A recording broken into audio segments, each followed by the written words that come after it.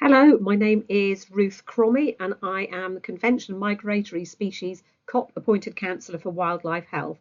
I'm also a research fellow at the Wildfowl and Wetlands Trust. Okay, three ideas. Well, the first idea comes from thinking about intensive livestock production because we know that that is a great generator of nitrogen and phosphorus, of carbon as well, so a polluter, and also an amplifier and generator of pathogens as well. And certainly in this country, we have one of the most, which is the UK, we have one of the most beautiful rivers, which forms the part of the border between England and Wales, the River Wye, which has been really terribly badly affected then by poultry production in the catchment there, both direct outputs from the poultry themselves, but also the use of that poultry manure then by farmers in the area.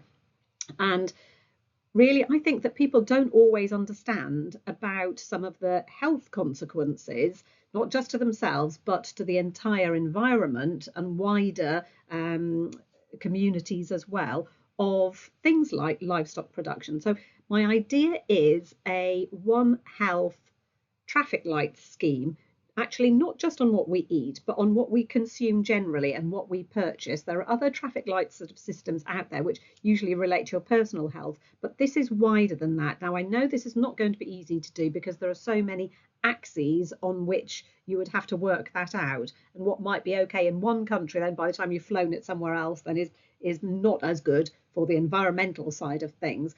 But I think there is something in there. We would need to work up this traffic light, One Health traffic light scheme with the behavioural psychologists and so on. But it just allows us then to make some informed choices and also just broadens our mind a little bit when you see this traffic light system, that there is something else to be thinking about, which maybe people have not really been thinking about so far. And my second idea is about involving the creatives, because what we need to do to get people to really change is you have to vision what the future looks like. So actually, what does it really look like when we've done the right thing for One Health? And I think involving a lot of the creatives, and then we'll probably have a competition. It would be a competition for the creatives to come up with that One Health vision for the future. And certainly in this country, the UK, there was a good sort of mockumentary a few years ago called Carnage by Simon Amstell, which looked back. So it was a future 50 years hence where everyone is vegan and looking back on the horrors as they saw it then of what had gone on in the past. But it's just a good way to take you out of your day to day. And so this will be a competition for the creatives to create the One Health vision that we need to all be going for.